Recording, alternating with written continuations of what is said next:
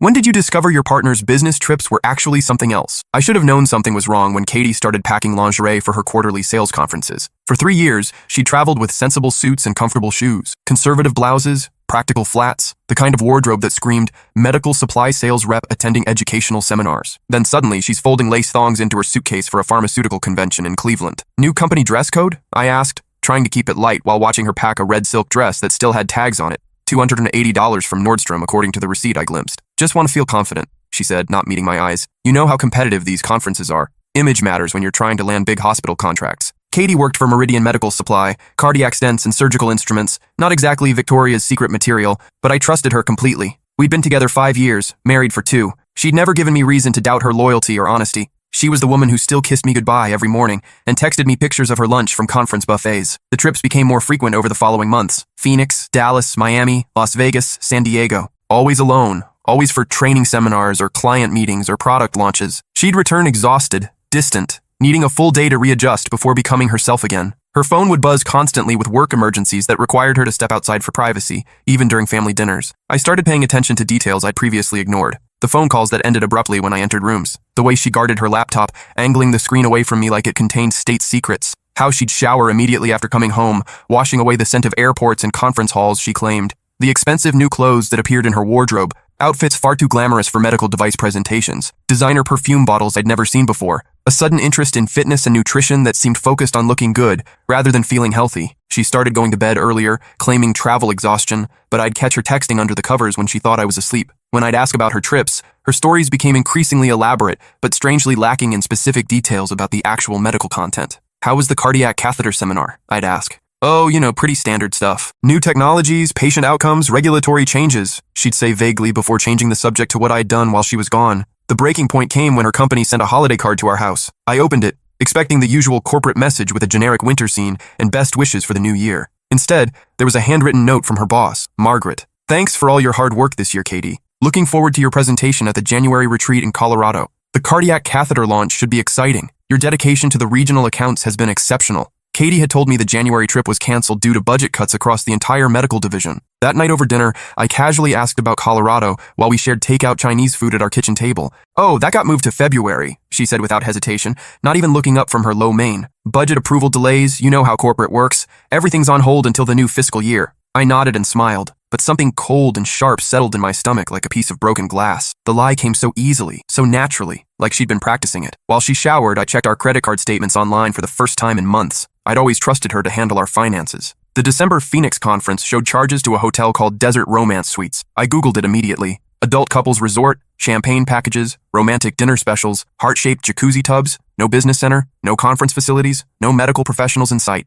My hands shook as I scrolled through more charges from that trip. Romantic restaurants with wine pairings for 2, couples spa treatments, his and hers massages, a jewelry store purchase for $847, the same day she was supposedly attending presentations on surgical instruments, room service charges that clearly indicated 2 people dining together. I took screenshots of everything, my heart pounding so loud I was sure she could hear it over the shower running in the next room. The next morning, after Katie left for work, I called her company pretending to be a vendor needing to confirm her travel schedule for product deliveries. The receptionist, Linda, was helpful and chatty. Katie? Oh, she's wonderful to work with, so professional and knowledgeable about our products. She only travels twice a year for our regional meetings, though. Very focused on local clients here in the metro area. Her next trip isn't until May for the spring conference in Chicago. The room spun. Every trip, every explanation, every careful detail she'd shared about hotel conference rooms and vendor booths. All lies. I hung up and sat in our kitchen, staring at the coffee mug she'd used that morning. It still had her lipstick print on the rim, the same shade I'd watched her apply before dozens of business trips. For the next week, I turned into someone I didn't recognize. I installed keylogger software on our shared laptop when she wasn't home. I followed her to work twice, confirming she actually went there and wasn't meeting someone else during her supposed work days. I even called hotels in cities she'd visited,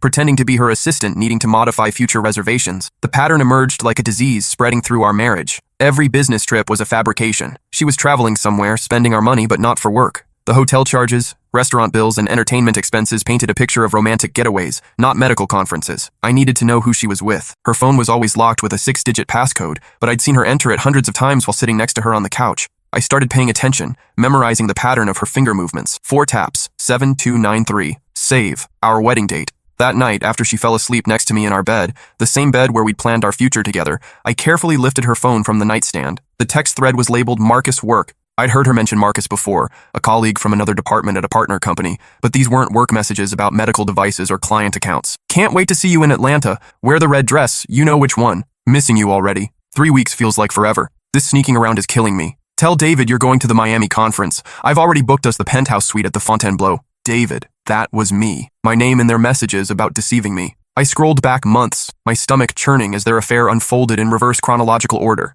The messages told the whole story in devastating detail. They'd been together for over a year. Marcus was married too, with 2 kids and a wife named Jennifer. They'd created this elaborate system of fake conferences and business trips to meet in different cities, coordinating their lies to their respective spouses. My hands trembled as I read their discussions about me. How I was clueless and trusting to a fault. How Katie felt guilty sometimes but couldn't resist the excitement and passion. How they'd almost been caught when Marcus's wife found a hotel receipt, but he'd convinced her it was for a legitimate business trip by showing her a fake conference agenda he'd created. The cruelest part? They were planning to leave their spouses after Katie's promotion came through in 6 months. She was waiting for financial security and a higher salary before filing for divorce. They'd already discussed how to split assets, how to minimize alimony payments, how to present their affair as something that happened after their marriages were already over. I took photos of everything with my own phone, documenting their betrayal in excruciating detail. The next morning, Katie announced another trip over breakfast. Miami again. Big client presentation for the new heart valve technology. Probably 3 days this time. Sounds important, I said, pouring her coffee like nothing had changed, though everything had changed. Which hospital system?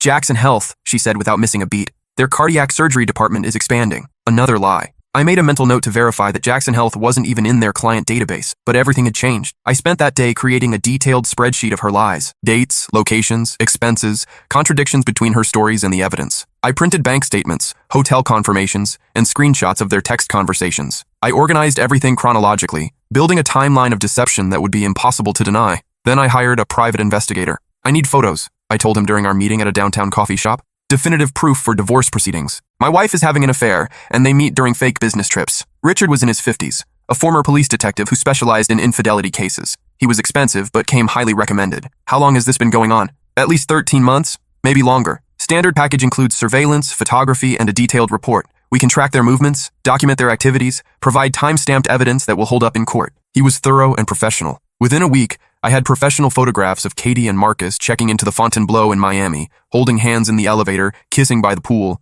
walking together on the beach at sunset. The photos were time-stamped and location verified, showing them together during the exact dates she claimed to be in business meetings. But I wasn't ready to confront her yet. I wanted to understand the full scope of her deception, to map out every lie she told and every expense she'd hidden. I created a fake email account and spent hours researching Marcus's background. I found his LinkedIn profile, his company information, his social media accounts. Then I found his wife. Jennifer Martinez worked as a kindergarten teacher at an elementary school across town. Her Facebook page showed a happy family. Marcus, Jennifer, and their 2 young children at Disney World, at soccer games, at birthday parties. She had no idea her husband was living a double life. I sent her an anonymous message with one photo, her husband kissing my wife by the hotel pool, and my phone number. Call me, we need to talk. She called within an hour, sobbing hysterically. How long? She asked through her tears. At least 13 months that I can prove. Probably longer. Oh God. I knew something was wrong. I knew it. We met at a coffee shop the next day. Jennifer was exactly what I'd expected from her photos. Kind, soft-spoken, the type of person who teaches children because she genuinely cares about their development. She'd suspected something,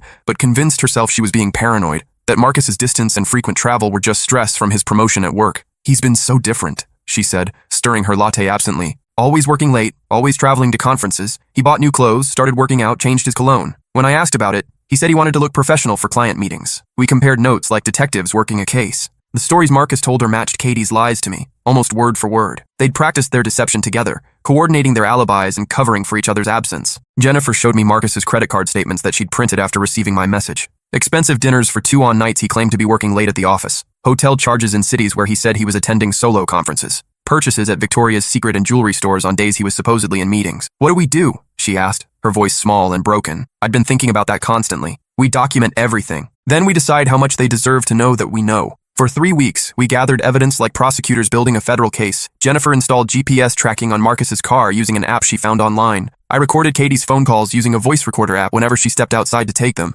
hiding near windows and doors to capture her conversations. The recordings were devastating. Katie and Marcus discussing their future together, laughing about their spouse's ignorance, planning their next getaway to Cabo. Katie even mentioned how she'd manipulate the divorce proceedings to get half of everything, including the inheritance I'd received from my grandmother. David's so trusting he'll probably give me whatever I ask for to avoid conflict, she said during one recorded call. He hates confrontation. I can play the victim, say I was lonely and neglected. That's when I stopped feeling hurt and started feeling genuinely angry. Jennifer and I met weekly to share our findings. She was methodical, taking detailed notes about Marcus's behavior changes, his lies about work schedules, his suspicious expenses. We created a shared cloud drive with all our evidence, photos, recordings, financial records, timelines of their deceptions. I feel like I'm going crazy, Jennifer admitted during one of our meetings. Like I'm living with a stranger who happens to look like my husband. I know exactly what you mean, I said. It's like discovering that the person you married was an actor playing a role. The plan came together naturally. Katie's next conference was scheduled for Las Vegas, a 3-day medical device exposition that, according to my research, didn't exist. I confirmed this by calling the Las Vegas Convention Center directly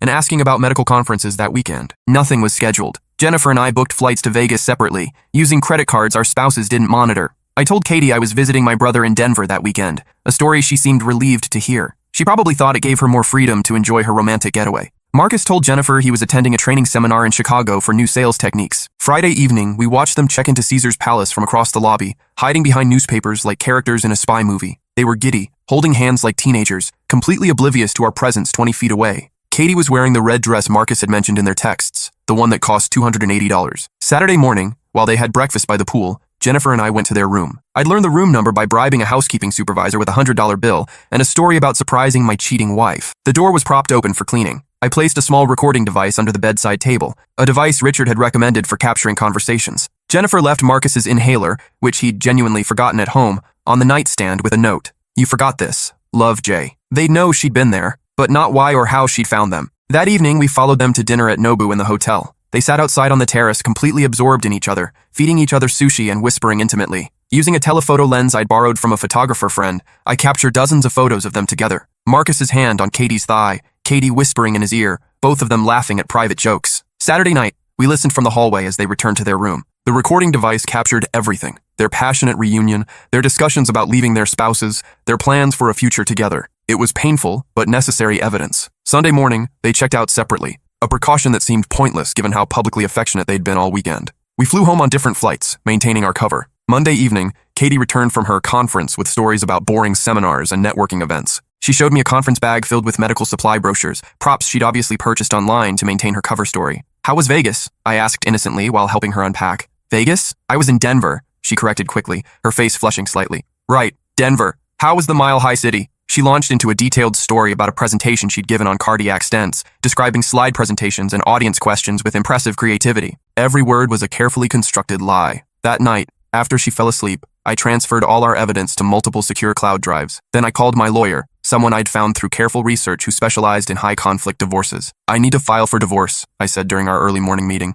And I need to protect my assets from a spouse who's been planning to manipulate the proceedings. The lawyer, Patricia, reviewed everything. The photos, recordings, financial records, timeline of deception. She whistled low when she saw the scope of our evidence. This is the most comprehensive adultery documentation I've seen in 20 years of practice. She won't be able to claim reconciliation attempts or temporary lapse in judgment. This shows premeditation, ongoing deception, and financial planning around the affair. We filed the papers immediately. In our state, adultery affects asset division and alimony calculations. Katie's affair would cost her significantly, possibly everything. But I wanted one final confrontation before she was served. Wednesday evening, I cooked her favorite dinner, salmon with lemon risotto, the meal I'd made for our first anniversary. I opened a bottle of the wine we'd been saving for a special occasion. I set the table with our wedding china, the dishes we'd registered for and received as gifts from people who believed in our marriage. What's the occasion? She asked, genuinely surprised by the romantic setup. Just felt like celebrating us, I said, pouring wine into glasses that had been wedding gifts from her grandmother. During dinner, I asked about her work, her travel schedule, her goals for the coming year. She answered enthusiastically, spinning more elaborate lies about upcoming conferences and client meetings. She even mentioned the Vegas trip again,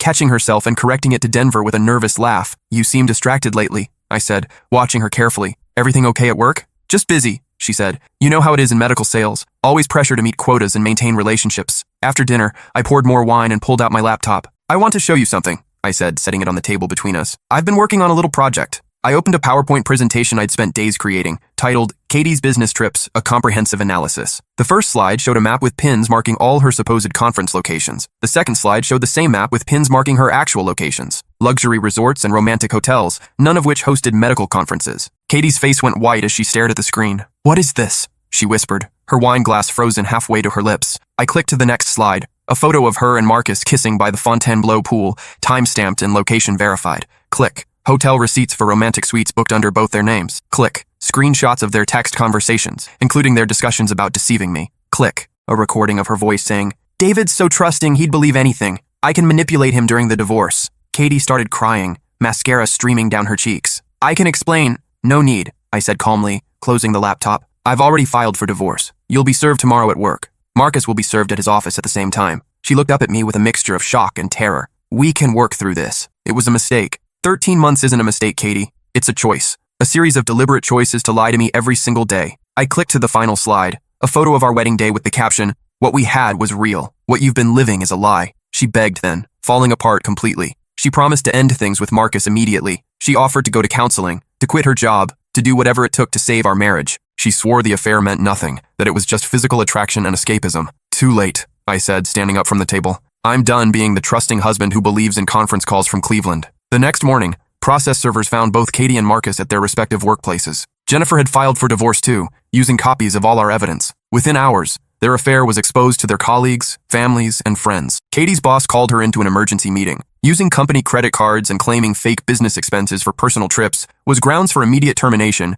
and potential criminal charges. Marcus faced similar consequences at his company. Katie moved out that weekend, staying with her sister while looking for an apartment she could afford on unemployment benefits. Marcus's wife kicked him out immediately. He ended up in a studio apartment across town, paying child support for 2 kids he now saw every other weekend. The divorce proceedings were swift and brutal. With such clear evidence of adultery and financial deception, Katie's lawyer advised her to accept a settlement quickly rather than face a trial that would only expose more of her lies. She kept her car and some personal items. I kept everything else: the house, my inheritance, my retirement accounts, the savings she'd planned to take half of. During the proceedings, more details emerged. Katie and Marcus had been planning their affair for months before it became physical, meeting for innocent lunches and building emotional intimacy. They'd researched divorce laws, consulted with attorneys separately, and even looked at apartments together where they planned to live after leaving their spouses. The final hearing was anticlimactic. Katie sat at the defendant's table looking small and defeated, wearing clothes I'd never seen before, probably borrowed from her sister since she couldn't afford new ones. When the judge asked if she had anything to say before dissolving our marriage, she shook her head silently. "The dissolution is granted," the judge said, stamping papers that ended 5 years of my life. As we left the courthouse, Katie caught up with me in the parking lot, her lawyer having departed immediately after the hearing. "I never meant for it to happen like this," she said, her voice barely audible. "Marcus and we just connected. It felt like something I'd been missing my whole life." I looked at her, this woman I'd loved completely, planned a future with, trusted with everything I had. "You know what you were missing?" I said, unlocking my car. "Integrity." That was 18 months ago. I still live in our house, but it feels different now. Lighter somehow, like a weight has been lifted from rooms that used to feel heavy with unspoken tensions. I've redecorated extensively, removing traces of our shared life and replacing them with things I actually like. The bedroom has new furniture, new paint, new everything. I travel now, real trips to places I want to see, not fabricated conferences in resort towns. I've taken cooking classes at the community college, learned photography through online courses, started hiking with a group that meets every weekend. I'm in the best shape of my life, physically and emotionally. Last month, I ran into Jennifer at a coffee shop downtown. She looks amazing. Confident, happy, glowing in a way I never saw during our conspiracy meetings. She's dating someone new, a fellow teacher named Michael who makes her laugh and treats her children like they're precious. We compared notes on our ex-spouses briefly. Marcus lost his job after the affair became public knowledge and had to take a position with a much smaller company at half his previous salary. He's struggling to pay child support and rent. Katie moved to Phoenix for a fresh start, working at a call center and living in a 1-bedroom apartment. "Do you regret how we handled it?" Jennifer asked, stirring honey into her tea. I thought about it carefully. No. They had months to come clean. We gave them every opportunity to tell the truth, to end the deception, to show some respect for their marriages. "Sometimes I feel bad about the photos and the recording," she admitted, "like we invaded their privacy." "Don't," I said firmly. "They chose to conduct their affair in public hotels, to lie to our faces every day, to plan our financial destruction. We just documented what they were already doing." "Michael says I'm too trusting now," she said with a small laugh. "He has to show me his phone and tell me exactly where he's going." "That's not trust issues," I said. "That's wisdom." As I walked home from the coffee shop, I thought about trust. How easily it breaks, how hard it is to rebuild, how different it looks when you've seen behind the curtain of elaborate deception. Katie's betrayal taught me that love without honesty is just an elaborate performance, and I'd been the unwitting audience for over a year.